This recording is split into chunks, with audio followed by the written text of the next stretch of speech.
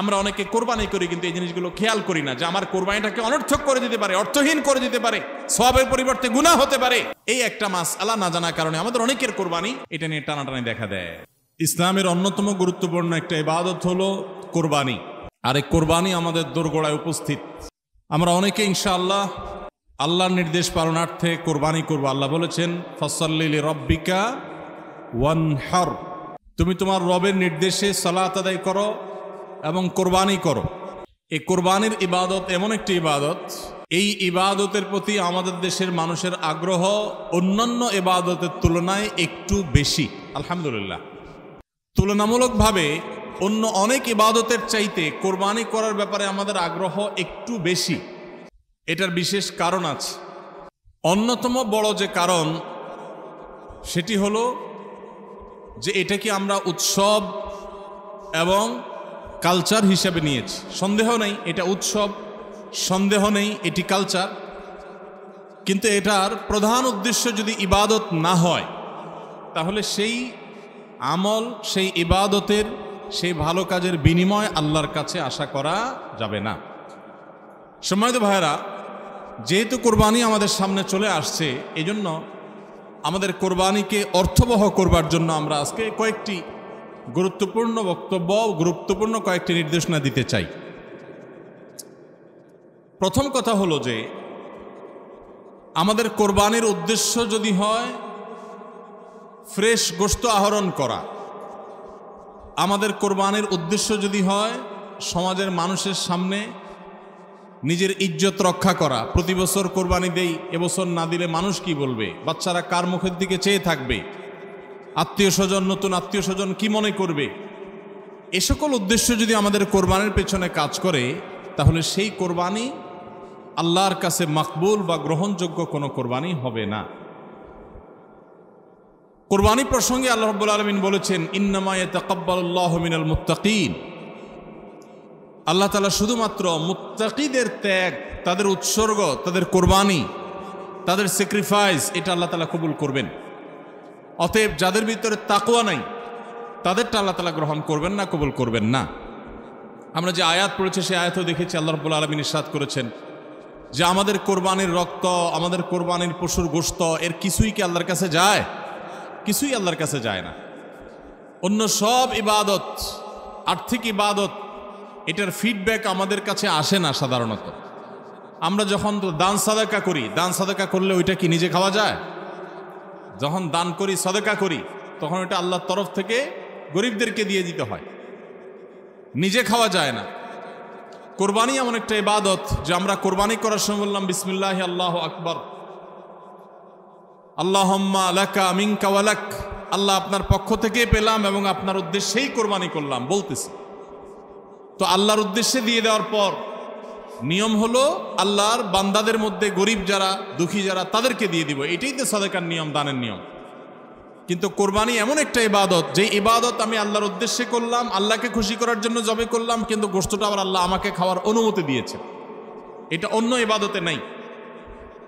এখন এই ইবাদতে যদি গোশত খাওয়াটা মুখ্য হয়, গোশত আহরণ করা মুখ্য হয়, সমাজে মানুষের কাছে মুখ উজ্জ্বল করা মুখ্য হয়, আসল উদ্দেশ্য যদি হয় দুনিয়াবি বা পার্থিব বিষয় আশয়, আসল উদ্দেশ্য যদি হয় শো অফ করা, আসল উদ্দেশ্য যদি হয় মানুষকে দেখানো, আসল উদ্দেশ্য যদি হয় আত্মীয় স্বজনের কাছে মুখ রক্ষা করা, বাচ্চা কাচ্চা কার দিকে চেয়ে থাকবে, সেটা যদি উদ্দেশ্য হয় তাহলে এটা ইবাদত হবে না।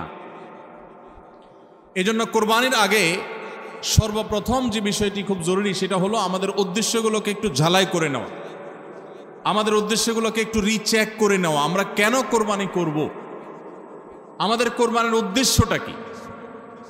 যদি শুধুমাত্র আল্লাহ সন্তুষ্টি উদ্দেশ্য হয় আর সে উদ্দেশ্যে আমি কোরবানি করি, গোশত আমার মুখ্য না, তাহলে সেক্ষেত্রে একটা গরু আমি যে দামে কিনেছি বাজার দর তার চাইতে আরো অনেক কম, তাহলে আমার আফসোস হওয়ার কথা না। কারণ আল্লাহ তাআলা সওয়াব দেওয়ার সময় গোশত কয় কেজি হয়েছে সেই হিসাবে দিবেন, নাকি আমি কি পরিমাণ টাকা আল্লাহর রাহে খরচ করলাম সে পরিমাণ দিবেন?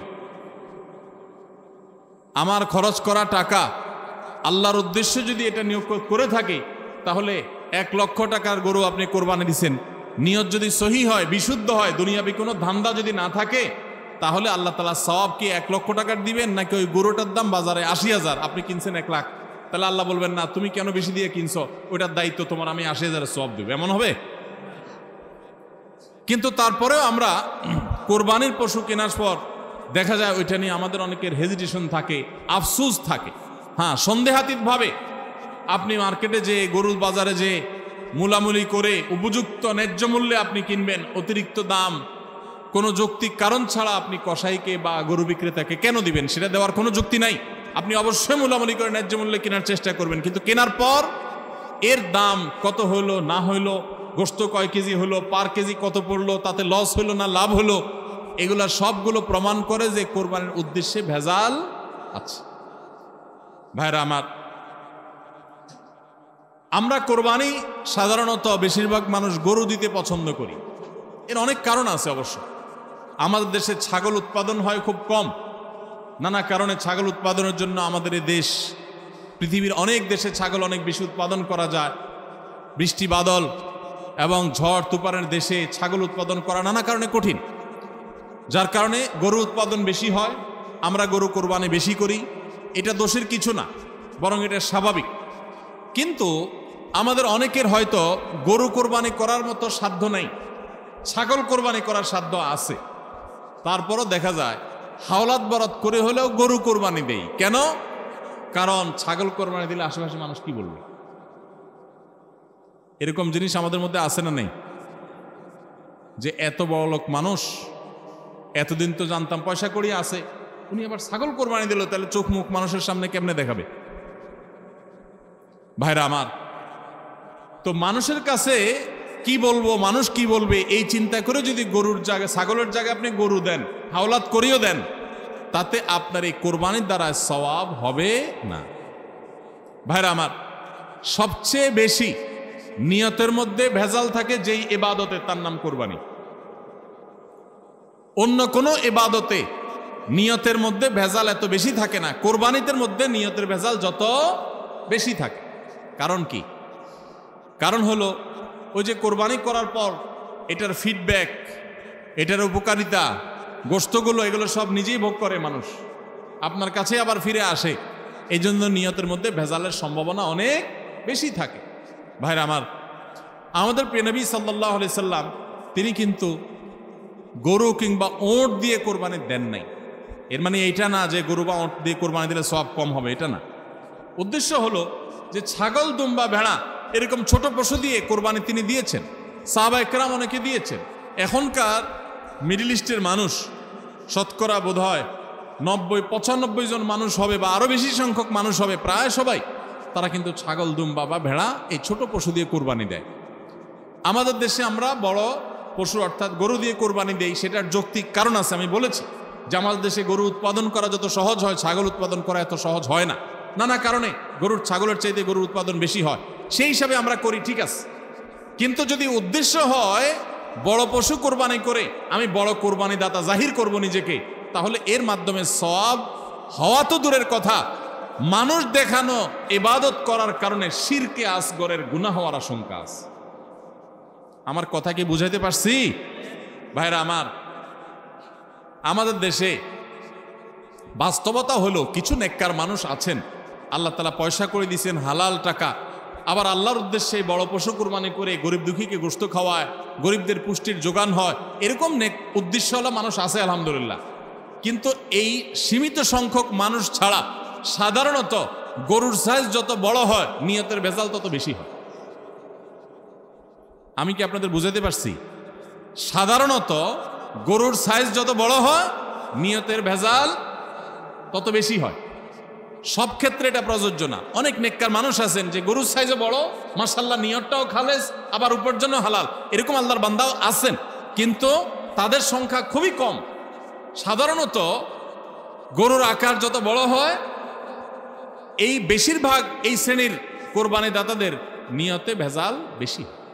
আপনি ঢাকা চলে যাবেন, গুলশান, বারিধারা, ঢাকার একেবারে এলিট শ্রেণীর মানুষের বসবাস যে সমস্ত এলাকায়, সে সমস্ত এলাকায় দেখবেন এক এক বাড়ির ভিতরে গ্যারেজে বিশাল বড় বড় 3টা 4টা 5টা গরু, এক একটা 4 লাখ 3 লাখ 5 লাখ এরকম দামের গরু। এই বাড়িওয়ালাদের বেশিরভাগ লোকদেরকে দেখবেন জীবনে এরা মসজিদের ধারে কাছেও যায় না, কিন্তু কোরবানিটা করে মাশাআল্লাহ। কারণ কি? একে তো কোরবানি করে গরিব দুঃখী লাইনে দাঁড়ায় থাকবে, আপনার চেয়ারে বসে বসে গরিব দুঃখীরে কোরবানি গোশত দেব, ভালোই তো লাগে। একটা বাকাওয়াতি জাহির হয়, দানবীর সেটা জাহির করা যায়, উৎসব হয়, আনন্দ হয়। আমি আগে বলেছি কোরবানি এটা উৎসব, কোরবানি একটা ইবাদত, এটা ইসলাম এবং মুসলমানদের সংস্কৃতি, সন্দেহ নেই। কিন্তু সব কিছুর উপরে ইবাদতের মানসিকতা প্রাধান্য থাকতে হবে। কারণ ইব্রাহিম আলাইহিস সালাম যে কোরবানি করেছিলেন, সেই কোরবানি মূলত আল্লাহর নির্দেশ পালনার্থে করেছিলেন।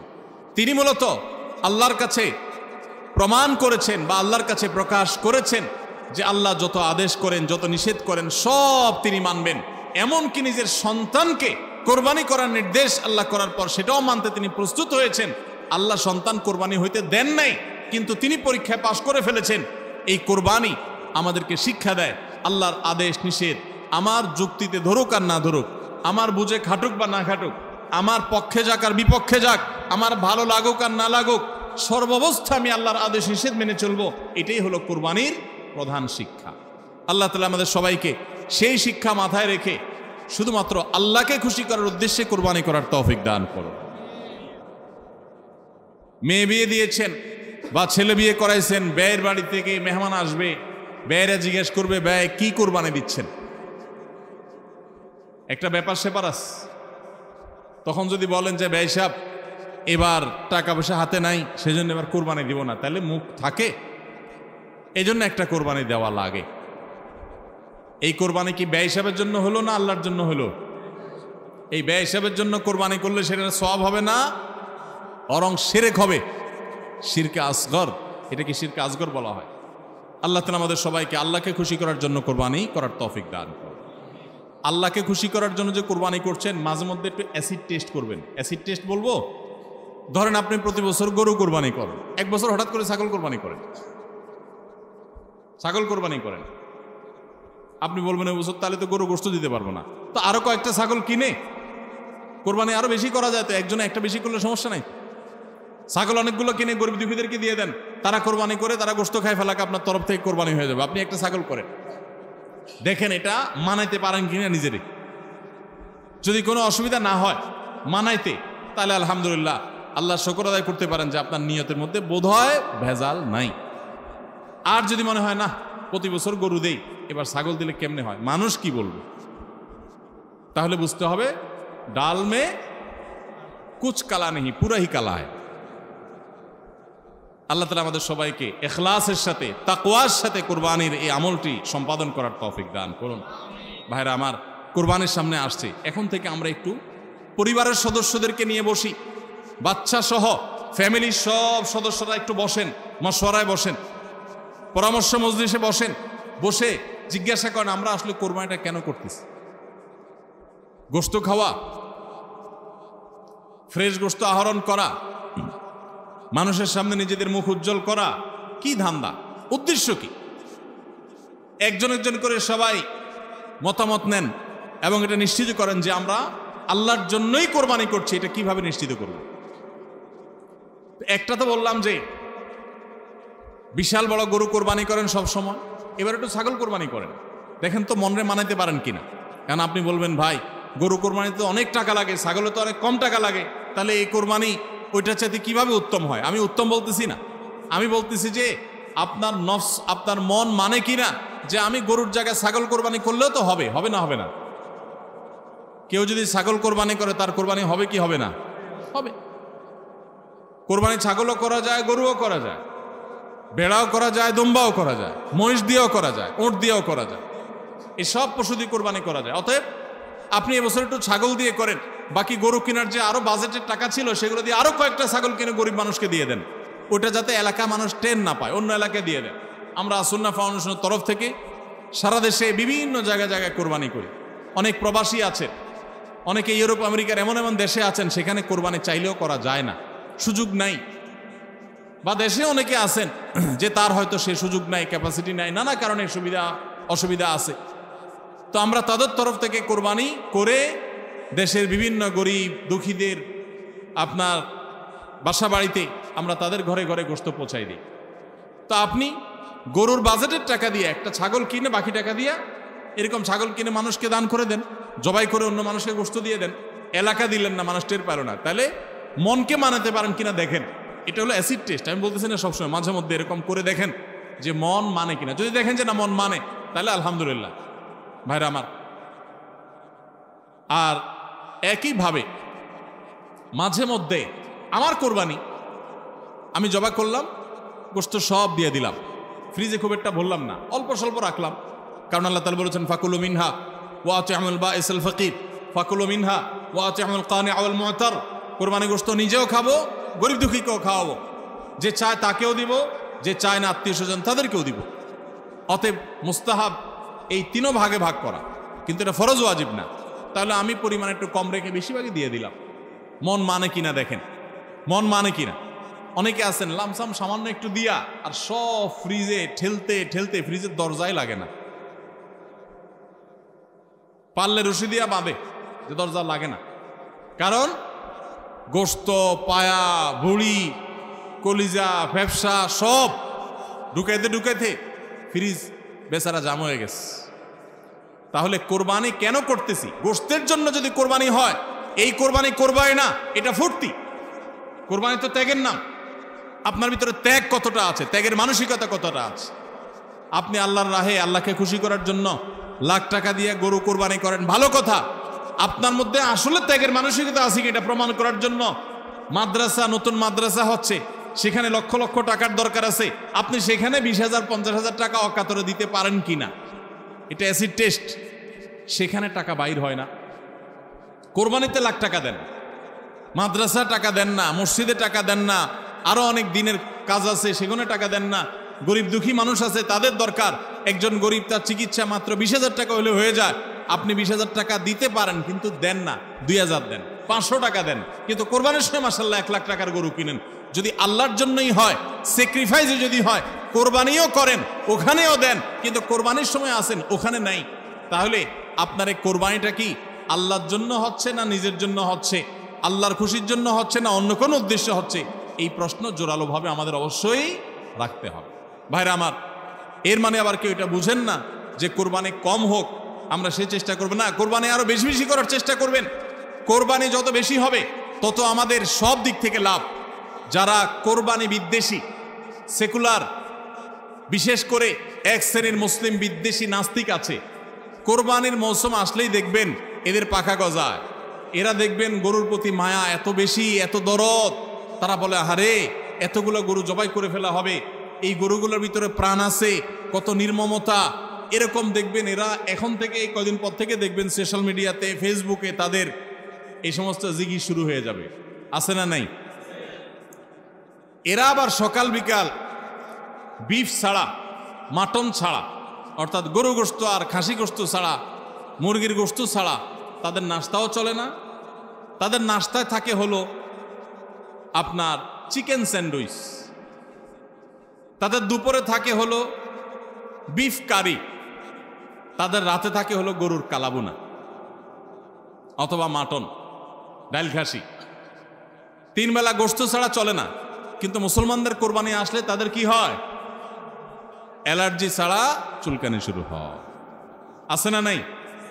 এই জন্য এদের প্রতিবাদে কোরবানি আরো বেশি করে করবেন, কিন্তু সেটা আল্লাহকে খুশি করার জন্য যেন হয়। কারে খুশি করার জন্য হবে? আল্লাহকে খুশি করার জন্য। ভাইরা আমার, কোরবানি যত বেশি হবে আমাদের যেরকম সওয়াব হবে, আমাদের দেশের অর্থনীতিতে অনেক বেশি কল্যাণ বয়ে আনবে এই কোরবানি। কিভাবে সেটা? প্রতি বছর কোরবানিতে যে লক্ষ লক্ষ গরু ছাগল জবে হয়, এই লক্ষ লক্ষ গরু ছাগল এগুলো তো আসমান থেকে নাজিল হয় না, জমিন ফেড়ে বের হয় না। এক সময় ইন্ডিয়ান গরুর উপরে আমাদের দেশ নির্ভর ছিল। আলহামদুলিল্লাহ গত বেশ অনেক বছর ধরে আপনারা দেখেন যে আমাদের দেশীয় গরু দিয়েই আমাদের কোরবানির ম্যাক্সিমাম চাহিদা প্রায় পূরণ হয়ে যায়। ইন্ডিয়ান গরুর উপরে এখন আর আমাদের কোরবানি নির্ভর নয়। এই যে গরুগুলো উৎপাদন হচ্ছে, আপনি উত্তরবঙ্গে গেলে দেখবেন, আমি যাই বিভিন্ন সময়, সিরাজগঞ্জ যাবেন, পঞ্চগড় যাবেন, ঠাকুরগাঁ যাবেন, দিনাজপুর যাবেন, বিভিন্ন জায়গায় যাবেন উত্তরবঙ্গে, দেখবেন যে কৃষকরা তারা অনেকে গরু পালন করছেন। আমরা সুন্নাহ ফাউন্ডেশন থেকে যখনই কোনো বিধবাকে, কোনো গরিব অসহায় মানুষকে স্বাবলম্বী করার জন্য বলি আপনাকে কোন জিনিসটা কিনে দিলে আপনার বা ভালো হয়, আপনি সেটা দিয়ে উপার্জন করতে পারবেন। বেশিরভাগ বিধবারা, বেশিরভাগ অসহায় মানুষেরা তারা বলে একটা গরুর বাছুর কিনে দেন, একজোড়া ছাগল কিনে দেন, তাহলে এগুলো আমি সারা বছর বড় করব। এগুলো বড় করতে আমার কোনো ঝামেলা নাই, দোকানদারি করা অনেক ঝামেলার কাজ, চ্যালেঞ্জের কাজ, বাকি চলে যায়, টাকা তোলা যায় না, এগুলো সহজ। এই বাছুরটাকে আমি ঘাস খাওয়ায় বড় করব, কোরবানি মৌসুম আসলে এই 20,000 30,000 টাকা দিয়ে কিনা বাছুরটা আমি 70,000 80,000 টাকা বিক্রি করব, ডাবল হয়ে যাবে, আমার লাভ হবে, তাদের জন্য এটা সহজ। তো কোরবানির এই ইবাদতটা মুসলমানরা যেটা করেন এদেশে, এটার মাধ্যমে এদেশের আর্থ সামাজিক উন্নতি হয়। লক্ষ লক্ষ হাজার হাজার কৃষকের, পশুপালনকারীদের তাদের উপার্জনের মাধ্যম হয়। কোটি কোটি টাকা, মিলিয়ন মিলিয়ন টাকার ডিলিংস হয়, লেনদেন হয়, যেটা জাতীয় অর্থনীতির চাকা এটাকে ঘোরাতে সাহায্য করে। কোরবানির এই ইবাদত এটা আমাদের অনেক গরিব অভাবী মানুষের পুষ্টির যোগান দেয়। আপনারা জানেন অনেক গরিব মানুষ আছেন কোরবানির মৌসুমে মন ভরে একটু গোশত খাইতে পারেন, সারা বছর গোশতের দাম এত বেশি, তো বেচারারা কিনে খেতে পারেন না। তাহলে কোরবানির এই গোশত, কোরবানির এই উৎসব, এই ইবাদত, এটার মাধ্যমে পশুপালনকারীদের উপার্জনের মাধ্যম হয়। সারা বছর যারা অপেক্ষা করে কোরবানির সময় পশু জবাই করে, পশু বিক্রি করে আবার তারা পশুপালন করবে, এর মাধ্যমে তাদের আর্থিক যে অনটন আছে এটা দূর হয়, তাদের উপার্জনের মাধ্যম হয়। আবার গরিব অভাবী মানুষ যারা আছে, যারা পুষ্টির অভাবে থাকে, পুষ্টিহীনতায় থাকে, তাদের আমিষের অভাব থাকে, তাদের খাদ্যের মধ্যে আমিষ পরিমাণ মতো থাকে না, সেই লোকগুলোর এই কোরবানি উপলক্ষে এক একজন 2 কেজি 4 কেজি 5 কেজি গোশত পাইলে কয়েকদিন ধরে তারা আমিষ খেতে পারে, তাদের পুষ্টির যোগান হয়।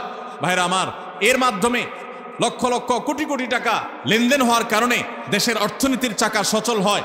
নানা দিক থেকে এর পার্থিব উপকারিতা আছে। যারা কোরবানির বিরোধিতা করে ওরা বসে বসে ওই মাটন কারি, ওই বসে বসে আপনার বিফ, বসে বসে চিকেন স্যান্ডউইচ এবং বসে বসে তারা বার্গার খাওয়া ছাড়া আর কোনো কাজ তাদের নাই। এদেশের অর্থনৈতিক উন্নয়নের পিছনে তাদের কোনো ভূমিকা নাই। প্রবাসের যে রেমিটেন্স এদেশে আছে, যত রেমিটেন্স আসে, যেটি আমাদের দেশের অর্থনীতির চাকাকে সবচেয়ে বেশি সচল রাখে, গার্মেন্টস শিল্প একটা চাকা আর রেমিটেন্স আরেকটা চাকা, এই 2টা চাকা আমাদের দেশের অর্থনীতিকে মূলত সচল রাখে। সবচেয়ে বেশি বৈদেশিক মুদ্রা আমরা কামাই এই 2টা মাধ্যমে। ভাইরা আমার, আপনারা নিশ্চয়ই জানেন চাঁদপুর এলাকার মানুষ আপনারা, এই চাঁদপুরে প্রায় প্রতিটা ঘরে ঘরে বিদেশি আছে না নাই? প্রত্যেকটা ঘরে ঘরে প্রায় অনেক প্রবাসী ভাইরা আছেন। এই প্রবাসী ভাইরা যারা আছেন, যাদের টাকায় এ দেশের অর্থনীতির চাকা চলে, তারা ম্যাক্সিমাম মিডল ইস্ট প্রবাসী বা মালয়েশিয়ান প্রবাসী, ম্যাক্সিমাম তারা মুসলিম কান্ট্রিগুলোতে শ্রম দিতে গেছেন এবং তাদের ঘাম ঝরানো টাকা দিয়ে এদের সচল হয়। আর এই দেশের আইন, এদেশের নিয়ম, এদেশের সংবিধান, এদেশের সবকিছুর ক্ষেত্রে সবচেয়ে বেশি পোদ্দারি করে হলো ইসলাম বিদ্বেষীরা, আর টাকাটা আনে সবচেয়ে বেশি ইসলামিস্টরা। যত মধ্যপ্রাচ্য প্রবাসীরা টাকা আনে, তাদের 99% তারা আলহামদুলিল্লাহ ইসলামকে ভালোবাসে, মহব্বত করে। আমি 10 বছর সৌদি আরবে প্রবাসী ছিলাম, আমি জানি। আমি মিডল ইস্টের বিভিন্ন দেশ ঘুরে ঘুরে প্রবাসীদের ব্যক্তিগত জীবন, তাদের চিন্তা দর্শন, এগুলোকে কাছে থেকে দেখার সুযোগ আমার হয়েছে। প্রবাসীদের যে টাকা এদেশের অর্থনীতির চাকা সবচেয়ে বেশি সচল থাকে। আমি ইউরোপ আমেরিকায় থাকা প্রবাসী ভাইদের প্রতি শ্রদ্ধা রেখে বলছি, তাদের মধ্যে অনেকে আছেন যারা দেশকে ভালোবাসেন, কিন্তু ম্যাক্সিমামের অবস্থা হলো যে তারা যদি ওই সমস্ত দেশে একবার যেতে পারে, তাহলে দেশের জমি জমা, বাড়ি গাড়ি যা আছে এগুলো বিক্রি করে ডলার করে হুন্ডির মাধ্যমে নিয়ে যায়। কারণ ওই দেশে তার একটা বাড়ি কেনা লাগবে, কারণ সে সেখানকার নাগরিক হয়ে যায়। আর মিডল ইস্টে যারা যায় তারা নাগরিক হইতে পারে না, এই জন্য ওখান থেকে 1 রিয়াল 1 দিরহাম পারলে ওইটা বাঁচিয়ে দেশে পাঠায়। অতএব কোরবানির উৎসবের মাধ্যমে দেশের অর্থনীতির চাকা সচল হয়। প্রবাসীদের কষ্টার্জিত আয়ের মাধ্যমে দেশের অর্থনীতির চাকা সচল হয়। এদেশের অর্থনীতির চাকা সচল হওয়ার পেছনে সবচেয়ে বেশি ভূমিকা যাদের, তাদের বিরুদ্ধাচরণকারী যাদের কোনো ভূমিকা নাই, বসে বসে বার্গার খাওয়া ছাড়া, চিকেন আর বিফ কাট আপনার মাটন খাওয়া ছাড়া, যাদের আর কোনো কাজ নাই, এরাই কোরবানি আসলে গরুর জন্য মায়া কান্না শুরু করে। এজন্য এদের প্রতিবাদে আরো বেশি বেশি করে কোরবানি করবেন। আপনাদেরকে কোরবানি কম করতে বলি নাই, কিন্তু কোরবানির উদ্দেশ্য যেন হয় আল্লাহকে শুধু খুশি করা, সেটা নিশ্চিত করতে হবে। সবাই চেষ্টা করবো তো ইনশাআল্লাহ। আল্লাহ আমাদের সবাইকে আল্লাহর উদ্দেশ্যে কোরবানি করার তৌফিক দান করুন। তাহলে কোরবানি আসার আগে আগে নিজেকে নিজে জিজ্ঞাসা করবেন, পরিবারের সদস্যরা বসে নিজেদের মধ্যে পর্যালোচনা করবেন যে আমরা কোরবানিটা কেন করছি, আমাদের উদ্দেশ্যটা কি। আমাদের উদ্দেশ্য হবে আল্লাহর নির্দেশ পালনার্থে আমি আমার অর্থ করি এটা ব্যয় করলাম। একটা পশু কিনলাম, ঈদের আগের রাতে কিনবেন না, পারলে 2-4 দিন আগে কিনবেন। যত বেশি আগে কিনতে পারেন তত ভালো। কিনলে ওই পশুটাকে আপনি নিজে হাতে খাওয়াবেন, গোসল করাবেন, ওইটাকে প্রতিপালন করবেন, ওটার প্রতি একটা মায়া হবে। এরপরে সেই পশু যখন জবে হবে নিজের কাছে একটু খারাপ লাগবে। এটা এক ধরনের স্যাক্রিফাইস। ফজর নামাজ যখন পড়বো মনে চায় না, তারপরেও কষ্ট করে উঠে পড়বো, এটা স্যাক্রিফাইস। তো কোরবানির এই ইবাদত আমাদেরকে স্যাক্রিফাইস এবং ত্যাগ শিখায়। আল্লাহকে সন্তুষ্ট করার জন্য আমরা যেই কোনো ধরনের স্যাক্রিফাইস করার চেষ্টা করব। আল্লাহ আমাদের সবাইকে তৌফিক দান করুন। ভাইরা আমার, আমাদের কোরবানি যেন অর্থবহ হয়, বিশুদ্ধ হয়, এবং আমাদের কোরবানি যেন ত্রুটি মুক্ত হয়, এই ইবাদতের সওয়াব যেন আমরা আল্লাহর কাছে লাভ করি। সেজন্য দ্বিতীয় যে পরামর্শ দিতে চাই বা যে দ্বিতীয় আমলটি কথা বলতে চাই সেটি হলো কোরবানির পশু এটা যারা বানাবে সে সমস্ত কসাই উপযুক্ত মজুরি আমরা দিব, তাতে কোনো কার্পণ্য করব না। কিন্তু কোরবানির পশুর কোনো গোশত মজুরি হিসাবে দেওয়া যাবে না। কোরবানির পশুর গোশত যদি মজুরি হিসাবে দেন তাহলে সেটা জায়েজ হবে না, আপনার কোরবানি হবে না। তো যেটা বলছিলাম যে কোরবানির পশুর গোশত এটা যে কসাইরা বানায়, সে কসাইদেরকে কোরবানির পশুর গোশত থেকে কিছু দেওয়া যাবে না। এখন আপনি বলবেন, ভাই কেমন কথা, যেই বেচারা কোরবানির পশুটা জবে করলো, গোশতটা প্রস্তুত করলো, চামড়াটা ছিললো, এত কষ্ট করে বানাইলো, গোশতগুলো সব নিয়ে বাসাতে উঠে যাবো আর তার কিছুই দেবো না, কেমন হয়? দেখতে মনে হচ্ছে এটা অমানবিক না? আসলে কাহিনী ভিন্ন। কাহিনী কি? কাহিনী হলো কোরবানির পশু আমরা যখন জবাই করলাম, বিসমিল্লাহ আল্লাহু আকবার, আল্লাহুম্মা মিনকা ওয়ালাক, এটা যখন জবাই করলাম আল্লাহর নামে, তখন এই পশু আল্লাহর নামে জবে হয়ে গেছে। এটা মূলত যেটা বললাম গরিব দুঃখীকে দেওয়ার কথা। কারণ আমরা যখন যাকাত দেই, সাদেকা দেই, তখন কি ওটা নিজে খেতে পারি? আর তাহলে কোরবানির গোশত তো খাইতে পারার কথা না, কিন্তু আমরা খাইতে পারতেছি কেন? আল্লাহ তাআলা এই একটা আর্থিক ইবাদত আল্লাহ কবুল করেছেন। আমরা যখন সহি নিয়তে যদি করে থাকি আল্লাহ কবুল করে, এরপর বলেন ঠিক আছে তোমাকে দিলাম, তুমি খাও, আমার তরফ থেকে, আল্লাহর তরফ থেকে এবার আমি খাই। তো এই কোরবানির গোশত এটা বিক্রি করা জায়েজ আছে না জায়েজ নাই? না জায়েজ। কেন জায়েজ নাই? কারণ এটা তো ওই যে আল্লাহ আমাকে হাদিয়া দিয়েছেন গ্রহণ করার জন্য, আল্লাহর নামে দিয়ে দিয়েছি, এটা আমি বিক্রি করার সুযোগ নেই। এখন কসাইকে যদি আমি গোশত দেই পারিশ্রমিক হিসাবে, তাহলে এটা একরকম বিক্রি করার মতো হয়। কিভাবে? তিনি কষ্ট করেছেন, তাকে তার বিনিময় দিলাম, তাহলে বিক্রি করার মতোই হলো। আমি গোশতটা তাকে একটা বিনিময় নিয়ে দিলাম, গোশত দিয়ে টাকা নিলাম, বিক্রি করা এটা, এখানে গোশত দিয়ে শ্রম দিলাম, একই জিনিস। এই জন্য এটা জায়েজ নাই। তাহলে কি করবেন? কসাইকে তার ন্যায্য মূল্য দিবেন। একটা গরু বানানোর জন্য যা লাগে তা পুরাটা দিবেন এবং আগে ভাগে এগুলো চুকায় নেবেন। মুশকিল হলো কসাইরা জানে যে একটা গরু বানাইতে হয়তো বাজার দর অনুযায়ী 10,000 টাকা নিত, এখন সে 8,000 রাজি হয়ে গেছে। কেন 8,000 রাজি হয়ে গেছে? কারণ সে জানে তার সাথে আরো যে 3-4 জন থাকবে, সবাইরা আপনি কমপক্ষে এই 4 জনকে যদি 2 কেজি করে বা 3 কেজি করে গোশত দেন, তাহলে 3-4 12 কেজি হবে। তো 12 কেজি গোশতের বাজারের দাম কত? হ্যাঁ, তাহলে চিন্তা করবে সে যে আমার তো এই দিক দিয়ে 2,000 টাকা ছাড় দিলাম আর পাইলাম তার চাইতে আরো অনেক বেশি। এই জন্য কসাই কম টাকা রাজি হয়ে যাবে। কসাইকে এই জন্য আগে ভাগে বলে দিবেন, শুনেন, কথা শুনেন ভালো করে, গোশত কিন্তু আপনাকে এক পিছু দেব না, আপনি কত নিবেন সেটা আপনি চুকান, আমার খাটলে নেব, না হলে অন্য কসাইয়ের সাথে আলাপ করবো, কিন্তু আগে মাথায় এটা রাখেন আপনারা কিন্তু আমি গোশত দেব না, টাকা যা নেওয়ার নিবেন।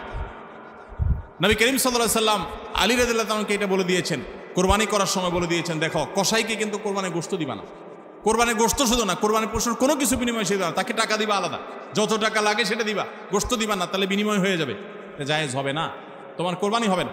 এই জন্য ভাইরা এই জিনিসটা আমাদের সাবধান থাকতে হবে। কসাইকে কোরবানির গোশত বিনিময় হিসাবে দেওয়া যাবে না। হ্যাঁ, কসাই যদি গরিব হয় তাহলে সেক্ষেত্রে অন্য গরিবকে আপনি আধা কেজি করে দিচ্ছেন, কসাইরও আধা কেজি দিতে পারেন। অন্য গরিবকে 1 কেজি করে দিচ্ছেন, কসাইরও 1 কেজি দিতে পারেন। কিন্তু কসাই হিসাবে না, সেটা হলো তিনি যদি কসাইগিরি নাও করতেন তারপরেও আপনি তাকে দিতেন যদ্দুর অদ্দুর দিবেন। এর বেশি যদি আপনি দেন এবং সেটা যদি বিনিময় হিসাবে দেন তাহলে কি হবে না, জায়েজ হবে না। এই একটা মাসআলা না জানার কারণে আমাদের অনেকের কোরবানি এটা নিয়ে টানাটানি দেখা দেয়। নাম্বার 3 এবং শেষ পয়েন্ট হলো কোরবানির পশুর গোশত, এটা আপনি আহরণ করতে গিয়ে মাথায় রাখবেন যে কোরবানির পশুর রক্ত, বুড়ির ময়লা, এগুলো যেন আশপাশের পরিবেশটা নষ্ট না করে। আমরা অনেক সময় দেখি কোরবানির ঈদের 2 দিন 4 দিন 5 দিন পর পর্যন্ত রাস্তাঘাট দিয়ে চলা যায় না দুর্গন্ধের চোখে, ঠিক না ভাই? ঠিক। এবং কোরবানির মৌসুমে প্রায় বিভিন্ন বছরে দেখি আমরা বন্যা হয়, এই ময়লাগুলো পানির সাথে বিভিন্ন জায়গায় ছড়ায় পড়ে। বিশেষ করে আমাদের বাইরে আশেপাশে রাস্তাঘাট দিয়ে পথচারীরা যখন চলে, আপনার কোরবানির পশুর দুর্গন্ধ, এটার ময়লা, রক্ত, এগুলো যদি আশপাশে পরিবেশ নষ্ট করে, মানুষের নাক ধরে, মানুষ অসুস্থ হয়, নানা রকমের রোগ তৈরি হয়, এখান থেকে নানা রকম রোগবালাই ছড়ায় এবং মানুষের কষ্টের কারণ হয়, তাহলে কোরবানি দিয়ে আপনি সওয়াবের পরিবর্তে গুনাহ হওয়ার আশঙ্কা আছে।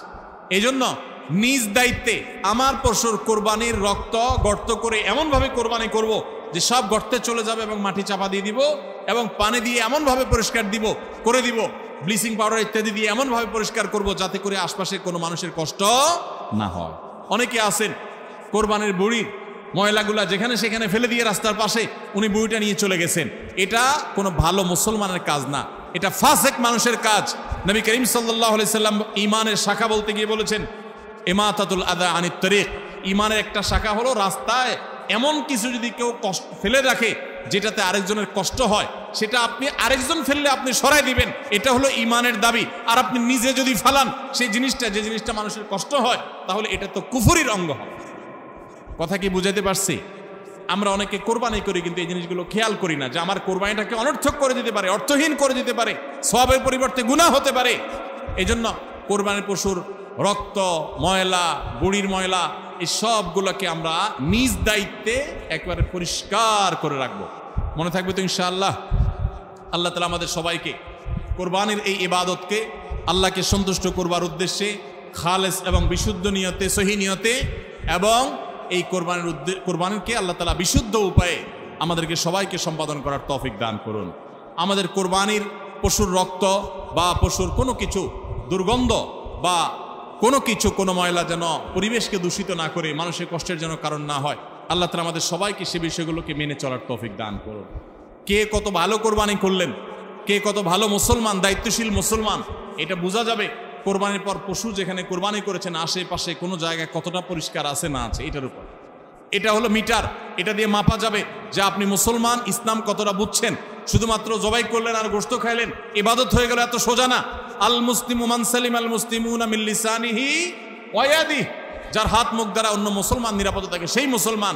আপনার জবাই করা পশুর রক্ত, এটার গন্ধ কয়দিন পরে ছড়াচ্ছে, শুকায় রক্ত গন্ধ বাইর হয়েছে, ময়লা আছে সেগুলো গন্ধ বাইর হয়েছে, তা অন্য মানুষের কষ্ট হচ্ছে, আপনি মুসলমান হতে পারলেন না, আপনার এটা ইবাদত হলো না। এই জন্য এই একটা বিষয় মনে হতে পারে ছোট্ট বিষয়, এই ছোট্ট বিষয়টাই কিন্তু আমাদের ইবাদতকে নষ্ট করে দিতে পারে। আমরা সবাই খেয়াল করবো তো ইনশাআল্লাহ? আল্লাহ তাআলা আমাদের সবাইকে আমল করার তৌফিক দান করুন। জাযাকুমুল্লাহ খাইর, জাযাকুমুল্লাহ খাইর। ভাইরা আমার, এই মাদ্রাসা নতুন হয়েছে, তো মাদ্রাসার উদ্বোধন জানতাম, এখন দেখি উদ্বোধন আগেই হয়ে গেছে। তো যাই হোক, বেশি দিন হয়নি, খুবই নতুন মাদ্রাসা, আশেপাশে খুব বেশি শিক্ষা প্রতিষ্ঠান নাই, যতটুকু আমি জানলাম কর্তৃপক্ষ জানালেন। আপনাদের এলাকাবাসী, আপনাদের জন্য কর্তব্য হলো এই মাদ্রাসাকে সর্বাত্মক সহযোগিতা করা, সন্তান ভর্তিকরণের মাধ্যমে, নগদ অর্থকড়ি দিয়ে, বুদ্ধি পরামর্শ দিয়ে, যে যেভাবে পারেন সে সেভাবে এই মাদ্রাসাকে সাহায্য করবেন। সবাই চেষ্টা করবেন তো ইনশাআল্লাহ? মনে রাখবেন, এই সমস্ত মাদ্রাসাগুলো যদি না থাকতো আমাদের দেশে, আফ্রিকার যে অবস্থা দেখতেছেন না, আফ্রিকার অবস্থা অনেকে শুনেন, আফ্রিকার কোনো অঞ্চল আছে যে 10 টাকা পকেটে নিয়ে মানুষ চাইতে পারে না, নিরাপদ না, খুন করে ফেলা 10 টাকার জন্য, একটা মোবাইলের জন্য মানুষ খুন করে ফেলা। আমাদের দেশি বাইরে অনেকে সাউথ আফ্রিকা আছেন, তারা অনেকে এই ধরনের অনিশ্চয়তার মধ্যে, এই ধরনের আশঙ্কার মধ্যে থাকেন। আমাদের দেশ নানা দিক থেকে আমরা পিছিয়ে আছি, আর্থিক অনটন অনেক বেশি, গরিব মানুষের সংখ্যা অনেক বেশি। এরপরও এই দেশে অপরাধ প্রবণতা যতটুকু নিয়ন্ত্রণে আছে, এর জন্য আইনশৃঙ্খলা রক্ষাকারী বাহিনীর অবদান, প্রশাসনের অবদান যতটা আছে, তার চাইতে কোনো ক্রমেই এদেশের আলেমদের অবদান কম নয়। মসজিদগুলো থেকে, মাহফিলগুলো থেকে, এদেশের দ্বীনি প্রোগ্রামগুলো থেকে সর্বদা মানুষকে সততার পথে আহ্বান করা হয়, সারাদিন মানুষকে আল্লাহর ভয় দেওয়া হয়, যার কারণে মানুষ এখনো যতটা ভালো আছে, এর বেশিরভাগ ক্রেডিট হলো এই দ্বীনি প্রতিষ্ঠানগুলোর, দ্বীনি আয়োজনগুলো। আপনারা কেউ কোনোদিন শুনেন নাই যে কোনো মসজিদের ওয়াজ শুনে, কোনো মাহফিলে কোনো হুজুরের ওয়াজ শুনে কেউ চুরি হয়ে শুরু করে দিছে, ডাকাতি শুরু করে দিছে, মাদকাসক্ত হয়ে গেছে? শুনছেন কোনোদিন? বরং উল্টাটা শুনবেন, বহু চোর, বহু ডাকাত, বহু খারাপ মানুষ এখান থেকে ভালো হয়েছে। তো এই মাদ্রাসাগুলো যদি বেঁচে থাকে, আমাদের দেশ বেঁচে থাকবে, আমরা ভালো থাকবো, আমাদের জেনারেশন ভালো থাকবে। আর যদি মাদ্রাসাগুলো শেষ হয়ে যায়, দুর্বল হয়ে যায়, তাহলে আমরা ধ্বংস হয়ে যাব।